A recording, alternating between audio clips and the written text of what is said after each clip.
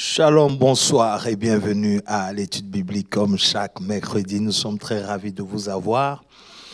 Voilà, sans plus tarder, partagez le direct. Déjà invité quelqu'un. Et ce soir encore, je suis avec l'éminent docteur. Pasteur Moses, comment ça va? Oui, ça va très bien, mon pasteur. Voilà. Alors, donc, partagez le direct, invitez quelqu'un. Et puis, n'hésitez pas à nous poser des questions quand nous allons démarrer l'étude. Alors, pasteur, je vais juste prier. Okay. Et puis, on va démarrer. Père, nous voulons te rendre toute la gloire. Seigneur, nous ne sommes pas dignes. Père, c'est un privilège de parler de toi. Yes. La meilleure nourriture pour les enfants de Dieu que nous Au sommes. nom de Jésus. Seigneur, merci parce que nous sommes à ta table et que nous savons que tu vas nous nourrir puissamment. Merci Seigneur parce que tu aides quelqu'un à comprendre les Écritures. Seigneur, permets que ta grâce nous accompagne tout au long, Papa, de cette étude. Toi qui es l'enseignant par excellence, au travers nous enseigne ton peuple. Au nom de Jésus-Christ de Nazareth, nous avons prié. Amen. Amen. Amen. Amen. Pasteur Moses, on a été gratifié d'un bon message le dimanche. Oui, comme d'habitude, chez nous ici. C'est-à-dire, quand tu arrives ici, il y a cette grâce-là qui t'accompagne. Parce que le père de la maison aime la parole. Exactement. Et tu as cette envie-là d'aller en profondeur pour pouvoir vraiment être une bénédiction pour le peuple de Dieu. Rien que l'esprit de la maison. Tout à fait. Quand tu te laisses saisir par l'esprit de la maison, c'est ça. Forcément, tu vas aller en eau profonde. Amen, amen, amen. Et vraiment, on a été bénis. Alors, il s'est agi des 4 types de personnes. Sinon, j'ai envie de dire de serviteurs que nous rencontrons dans le ministère ou dans l'église. Voilà. On peut parler de plusieurs types, mais il a mis l'accent sur 4 types. Exactement. Et que tu vas nous résumer, bien sûr. Bon, j'ai envie de dire résumer parce que, bon, pour ceux qui n'ont pas pu suivre, vous pouvez aller suivre, mais qu'est-ce que tu tires, l'essentiel, en fait, et puis on continue, puisque Dieu fait bien les choses. Nous sommes dans le moment où nous parlons du service. Exactement. Des serviteurs. Nous avons touché à tellement de points par rapport au service. Il y en a tellement, mon pasteur. Oui, je vous remercie, mon pasteur. J'ai été agréablement surpris par le titre et par le texte de l'homme de Dieu. Amen. Que nous saluons au passage. Prophète Diamant. Prophète Acré Diamant. Tout à fait. Nous saluons. Sois béni, homme de Dieu. Là où tu es. Yes. Je disais donc, j'étais agréablement surpris et en même temps, ça m'a fait beaucoup de bien. Amen. Si vous vous rappelez bien, le mercredi dernier, vers la fin, j'ai dit ceci. J'ai dit, ce sont les disciples qui font la renommée du Maître. Amen. Et voici que le dimanche, un homme de Dieu vient et il nous étale 4 types de serviteurs. Oui. Et pas n'importe lesquels. Tout à fait. C'était avec un grand maître. Voilà. Le maître, c'était l'apôtre Paul. Amen. Donc nous avons vu par là qu'au travers de ces 4 serviteurs, certains parmi eux ont fait connaître les maîtres. Oui. Et d'autres, par contre, ont, je dirais, lamentablement échoué. OK. Voilà. OK.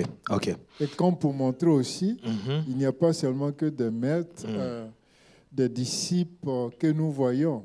Oui. Il y a parfois aussi l'ennemi qui se déguise et qui vient dans le troupeau. Amen. À l'image d'Alexandre le forgeron. Alexandre le forgeron. Donc, nous allons en parler tout à l'heure. D'accord. Donc, le texte de base, c'était 2 Timothée. 2 Timothée 4. 2 Timothée, chapitre 4, verset 10.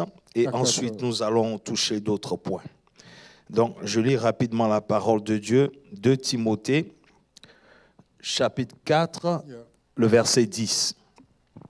Alors, ici, c'est l'apôtre Paul qui parle. Il dit, car Démas m'a abandonné par amour pour le siècle présent. Ça, c'est quelque chose à souligner, le siècle présent. Oui, pour le siècle présent. Et il est parti pour Thessalonique. Crescent est allé en Galatie, Tite en Dalmatie. D'accord? Verset 11. Luc seul est avec moi. Prends Marc et amène-le avec toi, car il m'est utile pour le ministère. Wow. Je pense qu'on peut s'arrêter là, n'est-ce pas? Oui, oui. Voilà. Alors, ici, il a parlé de Luc, il a parlé de Marc, oui, touché un peu, mais il a d'abord parlé de Démas, n'est-ce pas? Et ce qui est... J'ai envie qu'on finisse avec Démas. Ok. Donc, nous commençons avec qui? Nous commençons par exemple avec... tu avais l'air d'avoir quelque chose d'intéressant par rapport à Alexandre le forgeron. Est-ce qu'on peut commencer par Alexandre le forgeron? Bon, enfin, mon pasteur, ce que je dirais par rapport à Alexandre le forgeron... C'était dans Acte. Oui, c'est dans Acte 20, 28. Acte chapitre 20. 28. Oui, Acte 20. Alexandre le forgeron n'est pas... Bon, il n'a pas marché avec l'apôtre Paul quand il était à Jérusalem. OK. Bon, on a entendu parler de lui seulement que pendant sa période de captivité... Quel verset pour Alexandre le forgeron? C'était le verset... Non, c'est la suite du verset de... Oh, 2 Timothée, pardon, 2 Timothée.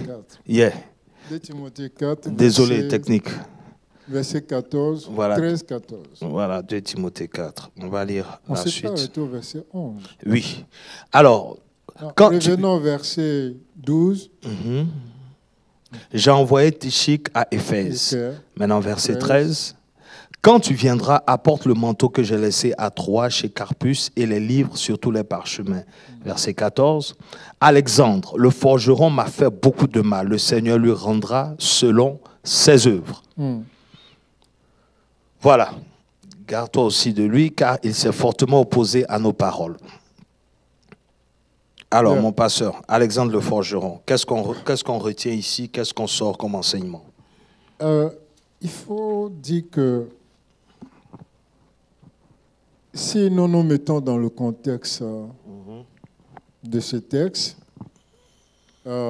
l'apôtre Paul a eu plusieurs audiences avec la cour de Rome pour défendre sa cause et défendre la doctrine de la foi chrétienne. Et c'est Alexandre forgeron est l'une des personnages qui a le plus contesté avec l'apôtre Paul quand il était à Rome. Et il lui a vraiment mené la vie dure. C'est Alexandre le forgeron. Il était, comme si je veux vous dire, le porte-parole ou le porte-flambeau des Juifs qui accusaient l'apôtre Paul devant l'Assemblée de Rome. Parce que, pour rappeler à nos frères et sœurs, pour bien comprendre l'histoire, il faut comprendre que Paul avait été arrêté à Jérusalem et par les Juifs. Il a passé des années dans la géole, à Césarée, avec Félix. Et ensuite, quand il a déclaré sa citoyenneté romaine, et il a fait appel à César. Alors on ne pouvait plus le juger sous la tête de la Palestine. Donc il fallait maintenant l'envoyer à Rome pour être jugé en tant que Romain. Et c'est ainsi que l'apôtre Paul arrive à Rome. Bon, Dieu a ouvert des portes à l'apôtre Paul pour annoncer l'évangile durant sa captivité.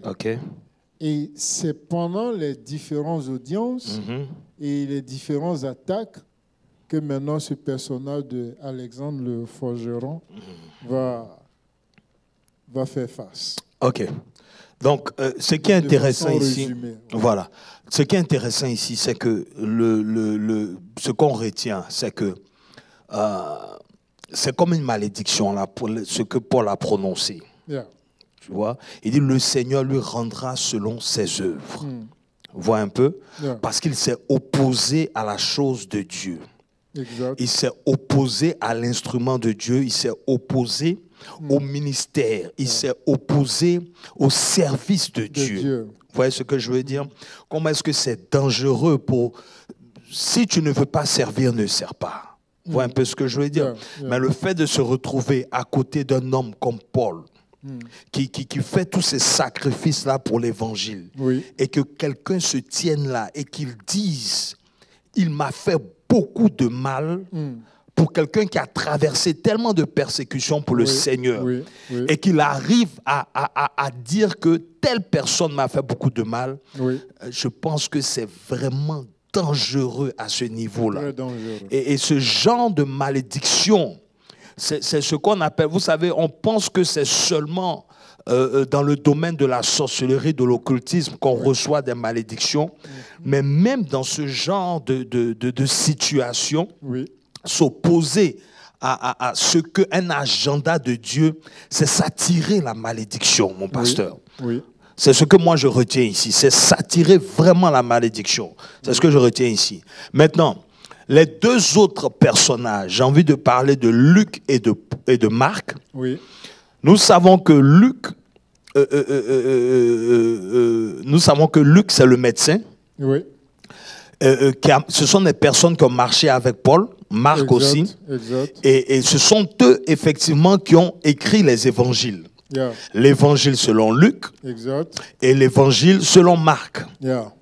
Donc, ce sont des personnes quand même, je pense qu'ils avaient une connaissance. Parce que pour avoir écrit, pour mener ces enquêtes, et il faut rappeler que ce ne sont pas des personnes qui ont marché avec Jésus. Non.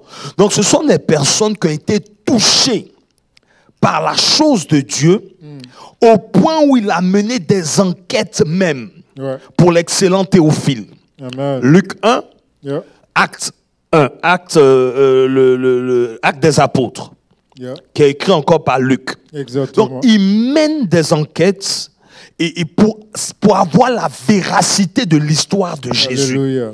Donc, automatiquement, ça le positionne, ça le met dans une position de vouloir servir, j'ai envie de dire. Parce que ma méditation, mon pasteur, je me dis, comment est-ce que c'est possible de connaître Dieu et ne pas le servir?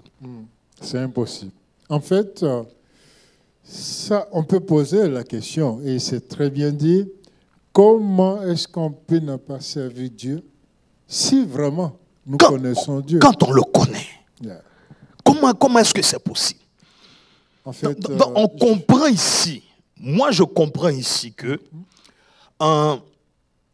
ne pas servir Dieu relève, l'une des raisons, relève du fait de ne pas connaître Dieu.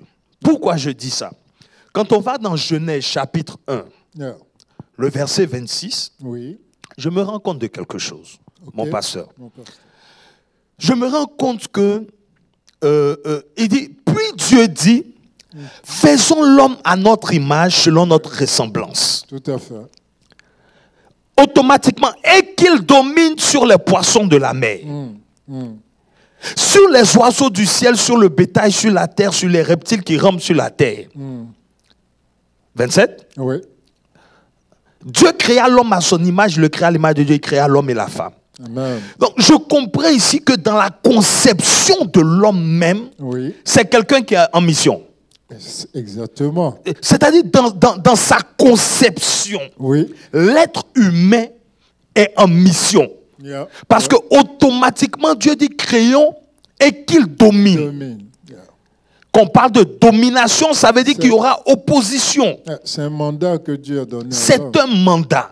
Donc, dans la conception de l'homme, il y a cette mission qui est ancrée dans l'homme, qui fait que, automatiquement, quand tu connais Dieu,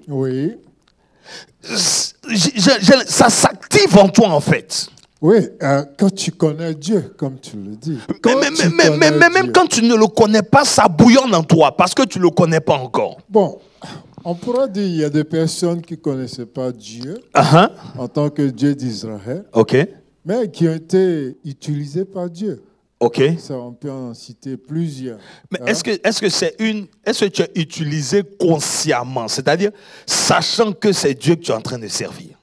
Bah, je dirais certains parmi eux ont déclaré ouvertement servir Dieu. Si nous prenons le cas de Cyrus, Cyrus n'est pas israélite. Il ne connaissait pas le Dieu des Israélites.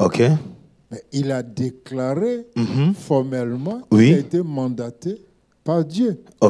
Et sa naissance a été prophétisée des années, je dirais même 600 ou 700 ans avant qu'il ne naisse. Vous voyez? Donc ça veut dire qu'il a été conditionné déjà. Dans le spirituel. Effectivement. Il a été conditionné dans le spirituel pour accomplir une mission précise. Et tel que le prophète l'a dit, tel qu'il a été fait. Dieu dit, il naîtra un homme. Son nom sera Cyrus. Et cet homme-là, il renverra son peuple à les pays, c'est-à-dire de l'exil qu'ils étaient, il va les renvoyer au pays. De deux, il rebâtira les fondements du temple. Il a fait tout cela. Amen. Pour dire qu'il y a des païens que Dieu a utilisé. Justement. Alors, pour qu'un païen à ce niveau-là puisse déclarer que le Dieu d'Israël l'a mandaté pour faire ça, ça veut dire quelque part qu'il connaît Dieu. Mais ça condamne plus le peuple de Dieu. Et ça, on le voit. Alexandre le forgeron ici est un juif. Vous voyez? Contrairement à Luc, qui est un païen, un grec. Je n'ai pas dit païen, mais un croyant grec. Vous voyez? Démas n'était pas... Donc, vous voyez, si nous prenons Luc, qui est grec, et Alexandre le forgeron, qui est, lui, juif, et qui s'attaque à l'apôtre Paul. Tout à fait. Et Luc, qui le défend. Déjà, là, nous voyons deux situations différentes. Et comme vous l'avez dit au début, Luc, c'est celui-là même qui a mené des enquêtes pour la véracité de l'évangile. Tout à fait. Parce qu'il ne voulait pas que les gens discutent sur la véracité de l'évangile. Donc, historiquement parlant, il a précisé au temps de César Auguste. Donc, vous voyez, il nomme là la période. Tout à fait. Vous pouvez aller dans les archives de l'histoire et voir qu'effectivement, à ce temps-là, il y a eu tel événement en Palestine, tout à fait. Il y a eu tel événement, il y a eu tel événement. Voilà. Bon, et c'est un scientifique. Il est médecin. Donc, il est méticuleux. Parce que généralement, dans la médecine, dans la science, ce sont les évidences. Exactement. Donc, il met en évidence l'évangile pour dire que ce n'est pas une fable, mais c'est une réalité. Et lui, quand il commence son écriture, il va depuis l'histoire de Jean-Baptiste. Exact. C'est-à-dire, il va à la source même, et c'est l'évangile le plus long. Et même, j'ai envie de dire, tout comme toi tout à l'heure, tu as retenu à la jeunesse. Lui, il a pris la généalogie de Jésus jusqu'à la jeunesse. Tout à fait. Pour dire que voilà, d'où il vient. Amen. Alors, donc, ça nous conduit, j'ai envie de dire, à Démas. Pourquoi j'ai voulu, mon pasteur, qu'on parle de Démas à la fin. Nous sommes dans 2 Timothée 4, le verset 10. Au travers de tout ce que nous sommes en train de voir, mon pasteur, je suis en train de réaliser que de Genèse jusqu'à ce qu'on arrive dans les évangiles, il y a beaucoup d'entités qui ont été mentionnées. On peut citer plusieurs, Bélial, Belzéboul. En tout cas, il y a plusieurs entités qui ont été mentionnées. Mais ici, quand il va s'agir maintenant de Jésus-Christ, on se rend compte que Jésus dit, vous ne pouvez pas servir deux maîtres. Amen.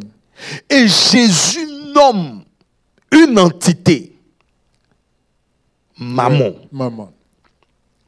Et je reviens ici, je vois que car Démas m'a abandonné par amour pour le siècle présent. et qu'il est parti. Pour le siècle présent. Et je réalise en fait que aujourd'hui, il y a beaucoup de personnes qui tombent dans le piège du siècle présent. Pourquoi je dis ça, mon pasteur? Amen. Je vais depuis Genèse.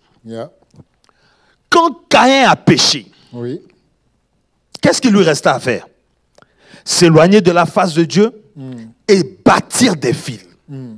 C'est-à-dire, il cherche un confort dans le matériel parce qu'il n'a plus part avec Dieu. Donc, tout ce qu'il lui reste à faire, c'est de créer un cadre de confort. Un endroit où il peut se sentir à l'aise sans Dieu. Donc, il se met à bâtir. Et depuis Caïn et sa descendance, la mission, c'est de créer tout ce qu'il faut qui puisse détourner toute personne du service de Dieu. Oui, ce que tu dis est logique, mon pasteur. Effectivement, nul ne peut servir deux maîtres. Yes. Et si tu ne sers pas Dieu, forcément, tu sers l'autre. Yeah. Et si tu sers l'autre, ça veut dire que tu es conduit par l'esprit de l'autre. Et dans le cas de Caïn, par exemple, nous avons vu dans son histoire que volontairement, Caïn s'est éloigné de la face de Dieu. Mais il s'est bâti des villes. Justement. Portant des noms, ce que Dieu ne lui a pas recommandé. Tout à fait. Pourquoi? Parce que je me dis que quand tu n'as pas Dieu, ou bien quand tu es loin de Dieu, vu que tu as été créé pour servir Dieu, ce vide-là doit être comblé. Ce vide-là doit être comblé par quelque chose. Cette soif d'avoir l'impression de faire quelque chose qui te tourne automatiquement vers d'autres entités, puisque l'homme ne peut pas, ne peut pas vivre sans Dieu, sans être soumis à une entité spirituelle. Et c'est pour ça qu'on aime à dire la nature aurait du vide. Tout à fait. Le vide qui est en toi, forcément, sera comblé par quelque chose. Yes. Que tu le veux ou non. Yes. Alors, ou bien tu remplis ce vide par la présence du Saint-Esprit en toi. Et tu es conduit par l'Esprit de Dieu. Oui. Ou alors, tu remplis ce vide-là par l'Esprit du monde. Pour le siècle, enfin, comme on dit, du siècle présent. Et l'amour du siècle présent, ça va en baptisant des villes, mais ça va au-delà aussi. Vas-y, justement. Ça va au-delà. Parce que des personnes comme Nebuchadnezzar ont bâti des villes. Tout à fait. Mais à la fin, qu'est-ce qu'ils voulaient? C'est se faire adorer. Donc, inconsciemment, aujourd'hui, j'ai envie de dire, quand nous regardons les artistes de ce monde, les superstars de ce monde, on a à se poser des questions. Des artistes et des superstars qui réunissent dans les stades, dans les espaces vides, de nombreuses personnes. Yes. Mais la question qu'on doit se poser, c'est de savoir de quel esprit sont-ils animés pour haranguer la foule, pour emmener la foule à cette extase. À les vénérer et tout. Et à la fin, il devient comme un dieu pour cette foule. C'est pour ça qu'on les appelle des idoles. Alors, idolâtrie. Ça, le siècle présent, il est présent. Tout à fait, mon pasteur. Et dans les recherches, toujours dans le service. Parce que le service, c'est vrai, depuis Genèse, on en parle, mais où est-ce que ça a pris forme? C'est-à-dire de façon légale. J'ai envie de dire, c'est quand on arrive dans Exode. Quand Dieu dit à Moïse d'aller dire à Pharaon de sortir son peuple Pour qu'ils aillent me servir. Pour qu'ils aillent me servir. Vous voyez ce que je veux dire? Yeah. C'est-à-dire, Dieu... Dieu veut que son peuple serve. Dieu veut que son peuple serve. Et il est prêt à tout faire pour libérer son peuple. Pour dire à quelqu'un, Dieu n'agit pas dans ta vie. Te délivre pas des liens. Ne t'enlève pas de l'esclavage. De tout ce que tu peux vivre pour ne pas que tu le serves. Non. C'est pour que tu le serves. Amen. C'est vrai, on peut aller dans les différents types de services, mais déjà à ce niveau, on a un problème. Parce que plusieurs viennent à l'église pour pouvoir obtenir des délivrances, des restaurations, la solution des situations qu'ils traversent. Mais ne comprenant pas que Dieu est en train juste d'utiliser des moyens pour les ramener à lui, pour pouvoir le servir et que sa vie véhicule ou sa vie maintenant s'impose dans la vie de son peuple afin que son agenda soit manifeste. Amen. Donc nous sommes arrivés à un niveau, j'ai même pas envie d'utiliser le mot égoïsme, mais je pense que de méconnaissance de Dieu même. Parce que mon pasteur, on a vu que dans la conception de l'homme, il est fait pour servir. Tout à fait. Et on sait que depuis que le diable a chuté avec les anges déchus, nous savons que tout le monde est exposé à un esprit qui doit dominer, qui doit conduire, qui doit être servi au travers l'homme. Parce que l'homme est le seul qui puisse emmener une entité spirituelle à s'exprimer sur la terre. On est d'accord? Pour que l'invisible puisse se manifester sur la terre, il a besoin de l'appui d'un homme. Tout à fait. Parce que c'est son territoire. Parce que non seulement c'est nos territoires, mais ils n'ont pas été créés pour vivre sur la terre. Amen. Ces esprits-là. Justement. Donc, pour qu'ils aient un corps, ils ont besoin d'un homme. Amen. Forcément. Un homme, grand âge. Ça peut être une femme, un homme, ça peut être un vieillard, ça peut être un enfant. Ils ont besoin d'un corps.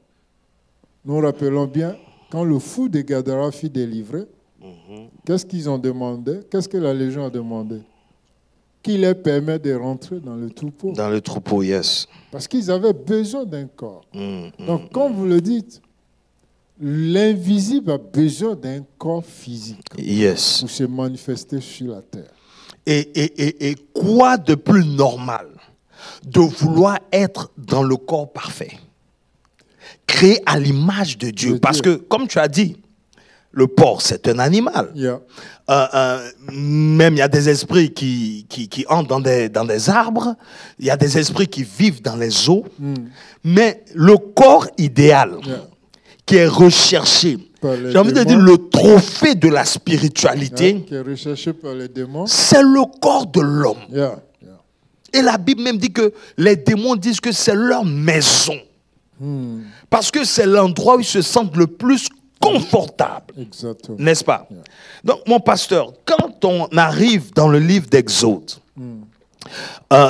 tu prends Exode 32, 33, 34 et tout, Moïse va, n'est-ce pas, sur le mont Sinaï.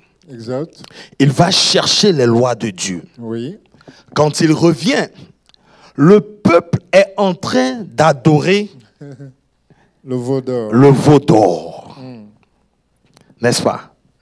Moïse brise les lois. Moïse est fâché. Mais il dit quelque chose. Que ceux qui sont de Dieu... Attends, il faut que je trouve ça pour qu'on sache exactement de quoi je suis en train de parler. Je suis dans Exode au chapitre... Exode au chapitre... Attendez... Voyons le chapitre 32 ou 33. Yeah. Alors, et je pense que il faut rappeler en fait déjà à la base quelle est la source. Je peux aller même jusqu'à Genèse. Yeah. Parce que Lévi, ceux qui ont été choisis, Lévi, c'est le nom d'une personne. Oui. C'est quelqu'un qui a vécu. Ce sont les enfants de Jacob, n'est-ce pas? Le mot Lévi même veut dire qu'il s'attache. Exactement. Ça veut dire qu'il s'attache. Exode 32, verset 1. Yeah. Donc, Exode 32, verset 1. Donc, avant d'arriver là, mon pasteur, Lévi, qui est utilisé après, d'où sort Aaron et tous les serviteurs, c'est quelqu'un, dans la théologie, généralement on l'appelle le gardeur d'alliance. Exactement. Celui qui protège l'alliance. Celui qui est zélé pour l'alliance. Voilà, pour l'alliance. Vous voyez un peu? Donc, quand ici le peuple, voyant que Moïse tardait à descendre la montagne, oui. Cet homme qui nous a fait sortir d'Égypte, nous ne savons pas ce qu'il est devenu. Ensuite, il commence à... C'est jusqu'au verset 6. Maintenant, Moïse lui descend. Il dit, le lendemain, ils se levèrent de bon matin, ils offrirent des holocaustes, des sacrifices d'action de grâce. Le peuple s'assit pour manger, pour boire. Puis ils se levèrent pour se divertir. Verset suivant.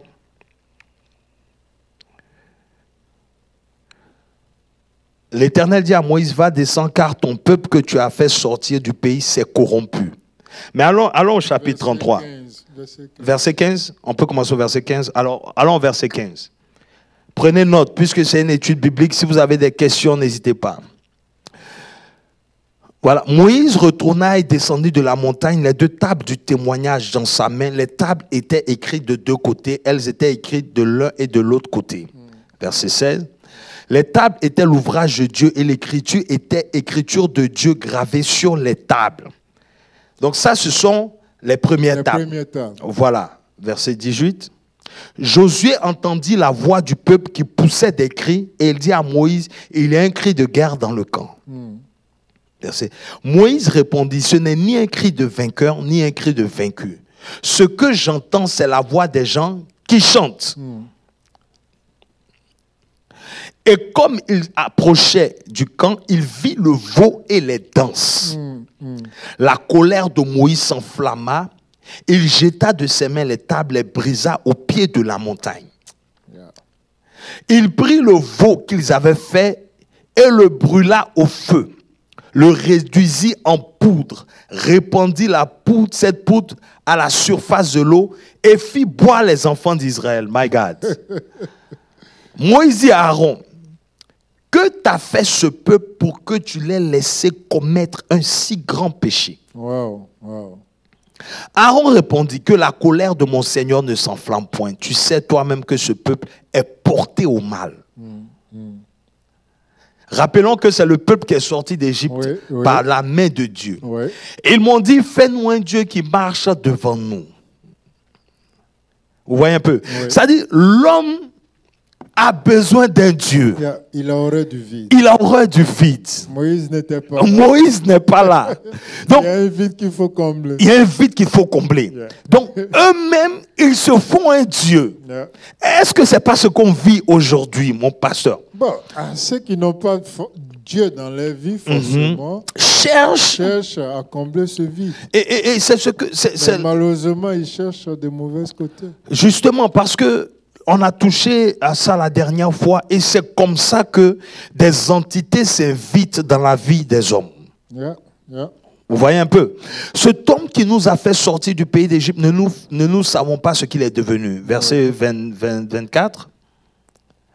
Je leur ai dit que ceux qui ont de l'or, qui s'en dépouillent, ils me l'ont donné, je l'ai jeté au feu, il est sorti ce veau. Verset 25. Moïse vit que le peuple était livré au désordre, car on l'avait laissé dans ce désordre, exposa l'opprobre parmi ses ennemis. 26. Moïse se plaça à la porte du camp et dit, à moi ceux qui sont pour l'Éternel. Il faut qu'un choix se fasse là. Amen, amen. Et tous les enfants de Lévi s'assemblaient auprès de lui. Gloire à Dieu. C'est-à-dire, il leur dit, ainsi par l'Éternel, le Dieu d'Israël, que chacun de vous mette son épée au côté, traverser et parcourir le camp d'une porte à l'autre, et que chacun tue son frère, son parent. Verset 28. Les enfants de Lévi firent ce qu'ordonnait Moïse, et environ 3000 hommes parmi le peuple périrent en cette journée. Wow. Moïse dit, consacrez-vous aujourd'hui à l'Éternel, même en sacrifiant votre fils et votre frère, afin qu'il vous accorde aujourd'hui une bénédiction. Amen. Attention. Amen. Le lendemain, Moïse dit au peuple, vous avez commis un grand péché, je vais maintenant monter vers l'Éternel, j'obtiendrai peut-être le pardon de votre péché. Ici, qu'est-ce que nous voulons toucher d'abord? Ici, nous voulons toucher, mon pasteur, aujourd'hui, on ne va pas dire aux gens, bien sûr, d'aller tuer ou quoi que ce soit. Non. Mais ce que je comprends ici, c'est que les Lévites qui sont après utilisés spécialement pour le service de Dieu, ce sont des personnes qui ont horreur de l'idolâtrie. Ce sont des personnes qui se lèvent contre tout ce qui est contre l'alliance de Dieu. Vous voyez ce que je veux dire? C'est parce que nous sommes des sacrificateurs et des rois. Exactement. Dans le côté sacrificateur, c'est Lévi. Exact. Donc nous comprenons ici que quoi? C'est-à-dire, ce sont des personnes qui ne peuvent pas être dans le même camp que ceux qui n'adorent pas Dieu.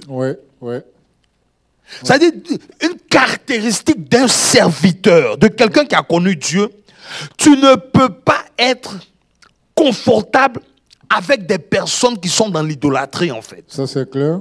Si réellement tu es converti. Justement. Donc, ça fait qu'autour de toi, qu'est-ce que tu vas vouloir faire? Tu vas forcément chercher à les gagner. Tu vas chercher à les gagner. Tu vas chercher à démontrer que tu appartiens à Dieu. Et que tu as le véritable Dieu. Et c'est ce qu'on comprend aujourd'hui, en fait. Vous voyez ce que je veux dire? C'est-à-dire qu'automatiquement, ils se sont mis autour de Moïse. Ils sont prêts à faire tout ce qu'il faut. Dans ce contexte, ils pouvaient aller éliminer tous ceux-là qui étaient pour le veau d'or. Mais quant à eux, ils sont prêts à affronter qui que ce soit pour préserver la chose de Dieu. Est-ce qu'on a ce genre de serviteur-là aujourd'hui, mon pasteur? Oui, je dirais que à chaque fois que je relis ce passage, vous voyez, la Bible dit que « et la colère de Moïse s'enflamma ». Combien de fois aujourd'hui nous nous mettons en colère en présence de l'injustice que nous connaissons? Ne serait-ce que par ça. Quand nous voyons une injustice, de quoi est-ce que nous sommes animés? Est-ce que cette colère de Dieu-là, comme il a animé Moïse dans le temps, nous anime aussi? Quand nous allons un peu plus loin, vous verrez qu'également, à un moment donné, la colère. La Bible nous dit comme ça que la colère du fils d'Aaron s'enflammait contre ceux-là même qui avaient emmené des prostituées madianites dans le camp. Et ça, c'est-à-dire qu'à chaque fois que Dieu veut agir par un homme, la colère sainte, et nous avons l'exemple parfait du Seigneur Jésus-Christ. Amen. La Bible dit qu'il s'est mis en colère et il a chassé les vendeurs, les achetait, les échangeait du temple. Donc il y a cette colère sainte-là que nous devons manifester en tant que serviteurs. Tu as parlé de l'attachement. Léa, en nommant son quatrième fils, Lévi, elle ne savait pas qu'elle était en train de prophétiser sur l'enfant. Non, plutôt son troisième fils. Ruben, Simeon, Lévi et Judas. Donc elle ne savait pas. Et c'est ce peuple-là que Dieu a choisi. Donc, par la définition même du nom déjà, nous voyons que Dieu recherche des personnes qui sont attachées à lui. Et quand elle a dit ça, qu'est-ce qu'elle a dit? Elle a dit, maintenant, oui, le cœur de mon mari s'attachera à moi. Yes. Donc, Dieu recherche ici des vrais adorateurs. Yes. Des adorateurs qui adorent Dieu en esprit et en vérité. Ceux-là qui aiment véritablement Dieu, non pas pour faire semblant aux yeux du monde. Mais j'ai envie de dire, le véritable adorateur, c'est lorsque tu es seul, face à face avec Dieu. Et c'est ce qui s'est passé justement quand Moïse est Jésus devait servir. Yeah. Parce que quand tu dis face à face, on a un peu broussé Matthieu 4. Matthieu 4. Verset 8, la dernière fois. Yes. Alors, Jésus est sur le point de servir. Oui. Mais il se retrouve justement face à face avec le tentateur. N'est-ce pas? Et la Bible dit au verset 8, on laisse les deux autres. Mais ici, en fait, c'est la conclusion de la tentation. C'est ça. C'est-à-dire, il a commencé avec le pain, il faut te jeter. Mais l'objectif, c'était, c'est ici que se trouve l'objectif. Oui. L'objectif, c'était que Jésus l'adore. Oui. C'est que Jésus se soumette à lui. Comme Adam et Ève l'ont fait autrefois. En présentant quoi? La Bible dit, il lui montra tous les royaumes du monde et leur gloire.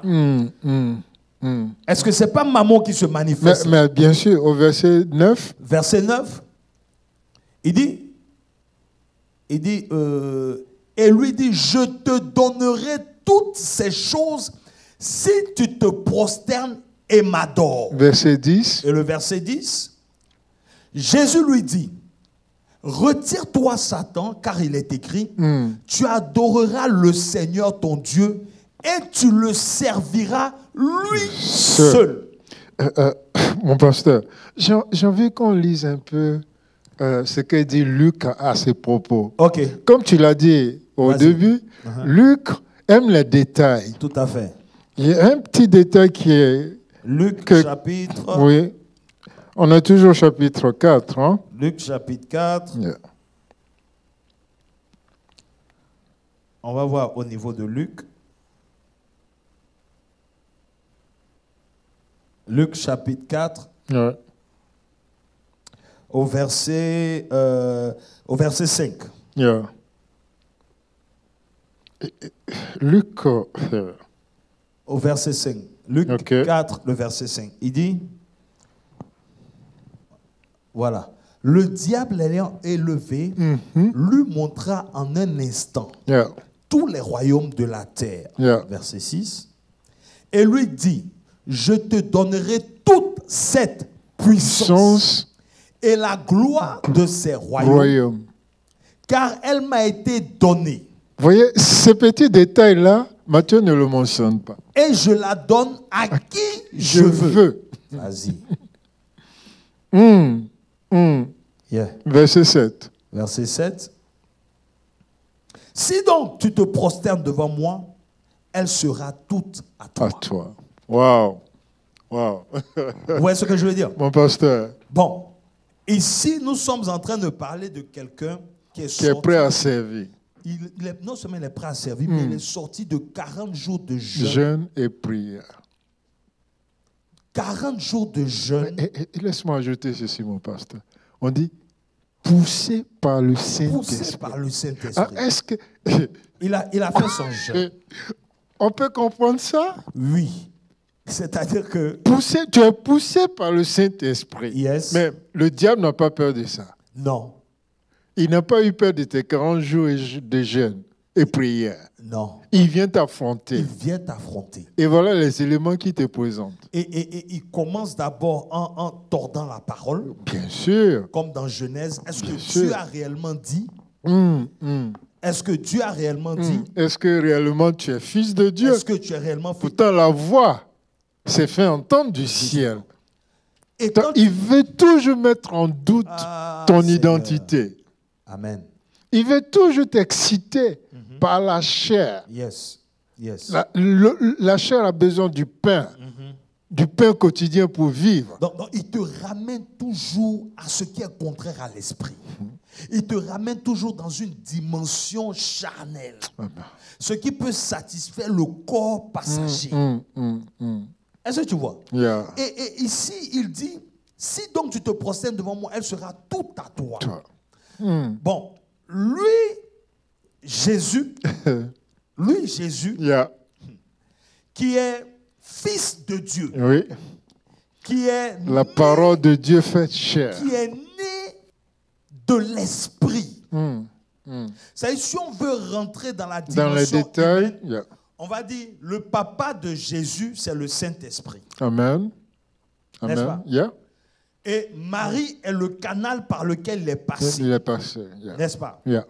Donc, c'est quelqu'un qui n'a pas connu de corruption. Non, non.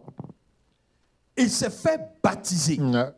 C'est-à-dire cet élément, le sang que nous portons, qui nous attire au mal, il n'avait pas ça. Lui, il n'a pas ça. Mais malgré ça, le diable est allé se présente devant lui. Donc, ta chrétienté, c'est pour dire que ta sainteté, c'est pour dire que mon pasteur, wow, quand tu décides c'est-à-dire quand tu as été appelé, tu en es conscient, oui, oui, et que tu décides de servir, le diable va se présenter devant toi d'une manière ou d'une autre. Obligatoirement. À moins que tu ne sois pas appelé pour détruire ses œuvres. Ça me rappelle une parole. Le pasteur il disait la dernière fois, si tu penses que le diable va te laisser servir Dieu, tout à fait. Tu t'es trompé. Ou tu t'es menti à toi-même. Mais regarde il mettra toutes les... Mais mon pasteur, c'est ce qui se passe aujourd'hui. Parce que Jésus, mon pasteur, on parle de toute la gloire du monde. Tous les royaumes. Il commence par la puissance. Toute la puissance. Bon, qu'est-ce que les hommes recherchent aujourd'hui? Quel homme conscient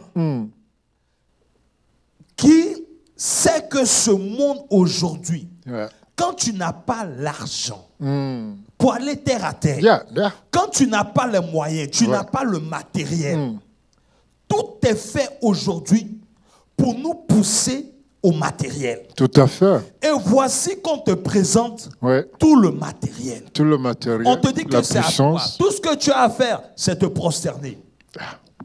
Est-ce que ce n'est pas ce qu'on voit aujourd'hui? Et ça, c'est dans ce piège que beaucoup de chrétiens tombent aujourd'hui. Et mon pasteur, lui, s'il avait accepté, il n'allait pas dire que je suis pasteur du diable. Non, non, non. Il n'allait pas dire que je viens servir le diable. Le diable, non, non, non. Et il aura toujours ses masques de serviteur. C'est pour te dire que il y a des soi-disant hommes de Dieu. C'est clair. Qui ont fléchi devant ces entités. Ça, c'est clair. Pour avoir la puissance, pour avoir le matériel, pour avoir tout ce dont ils ont besoin. N'est-ce pas? Matériellement, afin de pouvoir servir l'agenda du diable. Ça, c'est clair. Mais sous la couverture d'hommes de Dieu.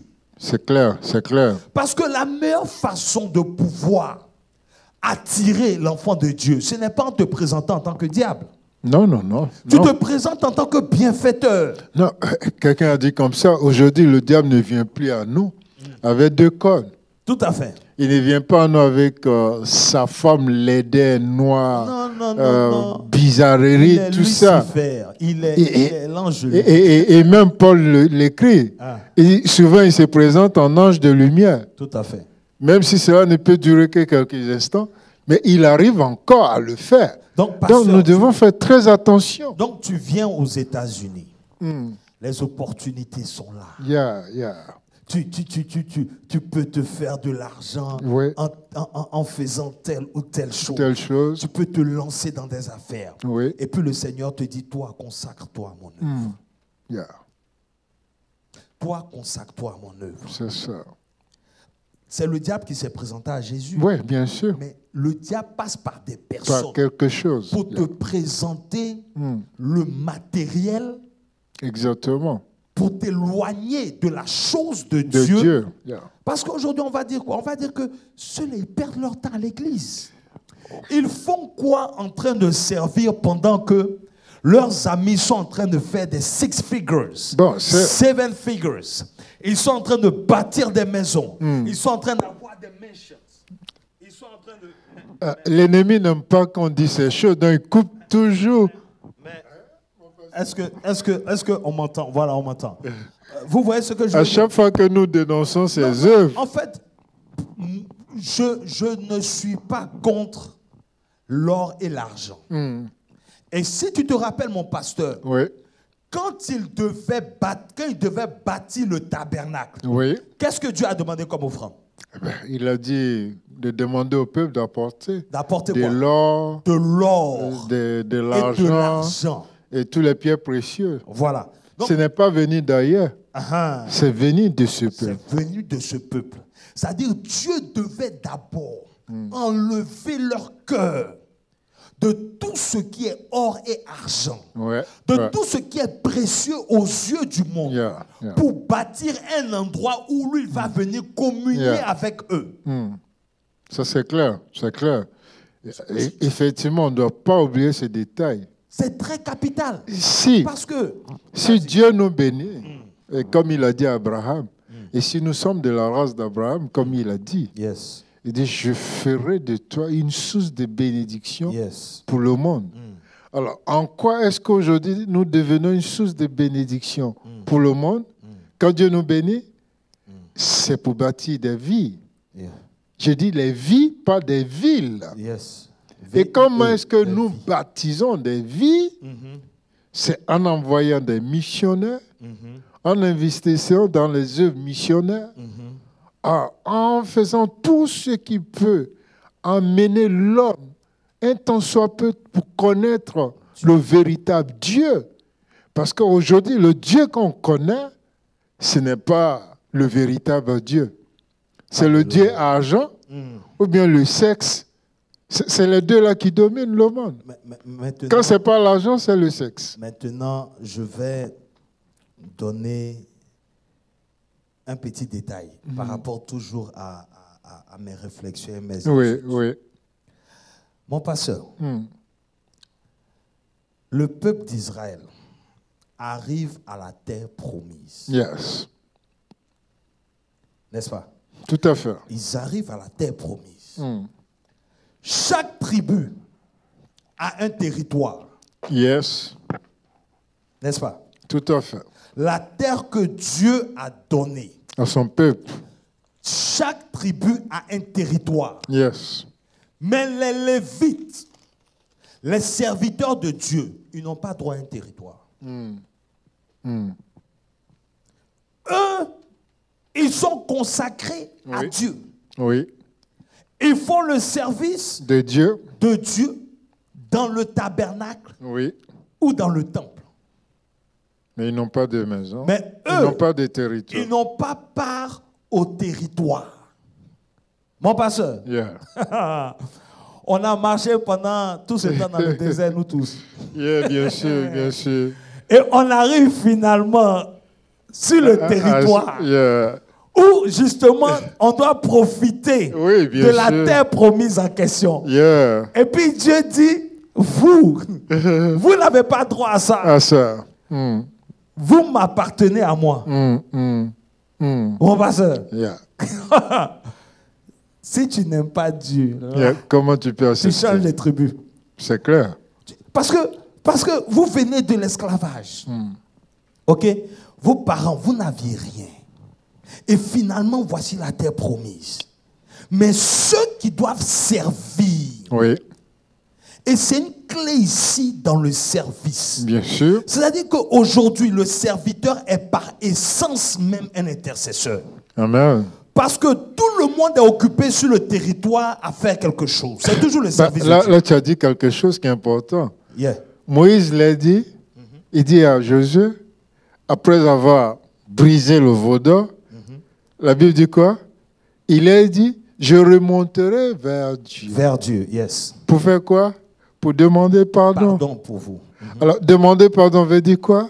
Intercéder pour vous. Tout à fait. Voici, il va vous pardonner vos péchés. J'ai cru apercevoir un ange ou bien c'est l'apôtre qui est arrivé. Nous saluons la présence. Dans le Seigneur Jésus. Bonne arrivée, Bishop. Yes. On doit faire une autre place pour lui ou bien c'est bon, on peut continuer? Ok, on y va, mon pasteur. Oui. Donc ici, comme tu l'as dit, c'est un intercesseur. Et il monte pour aller intercéder pour le peuple. Donc, c'est-à-dire que les Lévites ici, ils font un service pour le peuple. C'est-à-dire pour qu'eux, ils prospèrent. Pour qu'ils aient du succès dans ce qu'ils sont en train de faire, dans les territoires conquis. Oui. Eux, ils doivent faire un certain service pour maintenir la présence, la main de Dieu dans tout ce qu'ils sont en train de faire. Oui, oui. Ça veut dire que quoi? Aujourd'hui, tout le monde ne peut pas venir ici servir dans le sacerdoce, n'est-ce pas?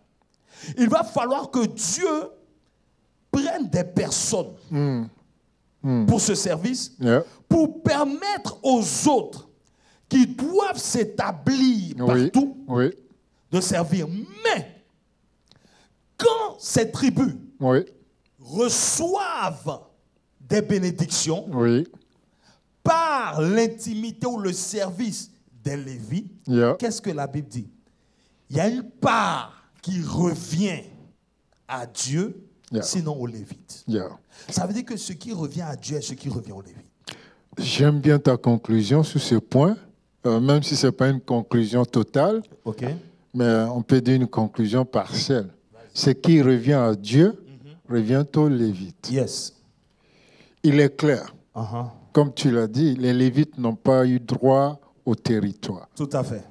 Mais nous remarquons que Dieu n'a pas oublié ses serviteurs. Non. Dans chaque région, il y a des villes qu'on appelle les villes des réfugiés. Et ces villes-là sont consacrées aux Lévites. Et c'est les Lévites qui gouvernent ces villes. Et chaque région du territoire israélite avait une part réservée aux Lévites. On sait qu'à la région du sud, voici où habite le territoire où résident les Lévites. Pour dire quoi? Comme tu l'as dit, ce qui revient à Dieu revient automatiquement aux Lévites. Et quand le peuple obéit à la voix de Dieu, le Lévite n'a plus de souci à se faire. Justement. Parce que on va revenir sur les villes de refuge, parce que les villes étaient là de façon stratégique. Tout à fait. Et qui étaient les magistrats? C'était les Lévites. Encore une fois. C'est-à-dire c'était des villes pour permettre aux gens de revenir dans la société. Exactement. Donc c'était un endroit de restauration, de rétablissement. Dieu dit, si tu commets un péché involontairement, par exemple un meurtre, tu ne l'as pas fait exprès, et tu veux sauver ta vie, assure-toi d'une seule chose, cours dans la vie des refuges. Et qui tu vas trouver là? Ce sont des Lévites. Ah, mon pasteur. Et curieusement, bon, nous sommes presque à la fin. C'est bien, on a touché Lévi. On a parlé d'Alexandre le forgeron, un peu de Luc, un peu de Démas, avec le siècle présent. Mais je voulais quand même dire ces petits mots sur Jean-Marc. Jean-Marc est méconnu de beaucoup de personnes dans la Bible.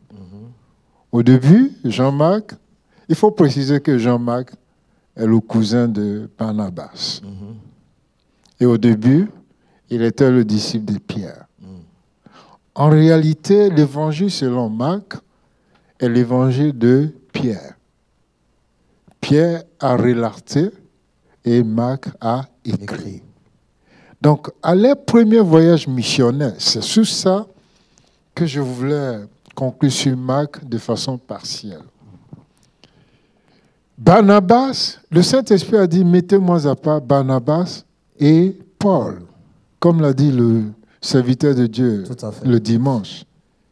Et ils ont pris Marc avec eux. Okay. Mais Marc n'avait pas été mentionné par le Saint-Esprit. Okay.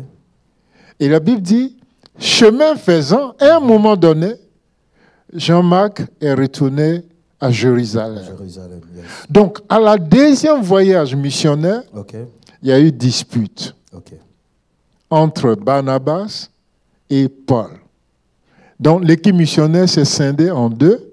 On avait l'équipe A, Paul et Silas. L'équipe B, Barnabas et Jean-Marc. Mais c'est qu'on va faire à suivre. Oui, ce que je voulais dire, c'est ceci. Le même Jean-Marc avait été rejeté par Paul au départ. À la fin de son histoire, qu'est-ce qu'il dit? Amène Jean-Marc avec toi, car il m'est utile pour le ministère. Amen, amen, amen, amen. Que Dieu vous bénisse, peuple de Dieu. Jésus. Merci encore d'être avec nous. Nous sommes à la fin de l'étude. Il y a tellement à dire. Moi, ce que j'ai failli toucher, qui continue de bouillonner, c'est que, en tout cas, le fait que Lévi, Moïse aussi est Lévi. Et c'est j'ai envie de dire, c'est lui que Dieu utilise pour sortir Israël. Mais il était prince. Oui. Donc, dans sa position de royauté, il ne pouvait pas être qualifié pour délivrer Israël. Il faut que Dieu le fasse descendre du trône. Serviteur, voit un peu, pour maintenant aller libérer son peuple. Ça, je suis en train encore de revoir tout ça pour dire que et tu peux être dans une position confortable comme le roi. Mais ce n'est pas ce qui intéresse. Ce n'est pas dans cette position-là que tu seras utile pour au service. Ça ne veut pas dire qu'il faut quitter les positions élevées. Non. Mais pour pouvoir être au service de Dieu, c'est-à-dire le service, c'est toujours une position d'humilité. En fait, mon pasteur, excuse-moi de te couper. J'ai envie de dire, Dieu ne se sert pas des hommes extraordinaires pour ne pas qu'il tire une gloire vaine. Parce que la gloire de Dieu, il ne le partage pas avec quelqu'un. Donc, quand Dieu veut se servir des hommes, il les brise d'abord et il les ramène à l'étape zéro. Au point que toi-même, tu te dis à la fin, Seigneur, ce n'est pas moi, il faut choisir quelqu'un d'autre. Amen. Amen. Et ça a été le cas de Moïse. Mais le brisement, ce n'est pas forcément arracher tout tes biens. Non, pas forcément. Tant que ton cœur, si c'est ton cœur... Zaché a été touché. Il a partagé ses biens, mais il n'est pas devenu pauvre. Tout à fait. Il est toujours riche. C'est ce qui fait peur à beaucoup. Il faut que le cœur soit entier à Dieu. Amen. Voilà. On va prier ensemble pour le... Oui, bien sûr. Père, nous bénissons. Seigneur, merci pour ce temps passé dans ta présence. Merci. Nous bénissons ton nom, Père. Merci, Seigneur. Merci de nous avoir donné ces révélations. Nous prions que ce ne soit pas une connaissance de plus ou de trop, mais que nous puissions retenir l'essentiel. L'essentiel, c'est de te servir. Alors, nous devons nous poser la question, dans ma position actuelle, qui je sers? Est-ce Dieu ou Mammon? Alors, si je peux répondre à cette question, je dois aussi regarder l'état de mon service.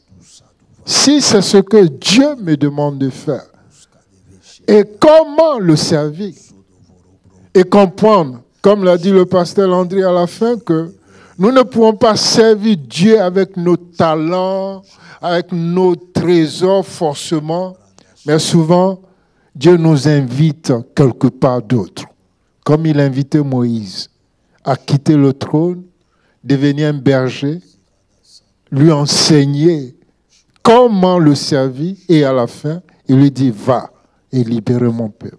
Seigneur, que ces paroles ne tombent pas dans une oreille sourde, mais qu'elles tombent dans des cœurs fertiles et qui portent des fruits. Nous voulons voir des Luc et des Marc dans ton œuvre. Et loin, Seigneur, de nous, tout esprit de démence et esprit d'Alexandre Forgeron. Merci Parce que tu bénis tout un chacun. Bénis ton Église. Au nom de Jésus-Christ, nous avons prié. Amen. Amen. Amen. Que Dieu vous bénisse.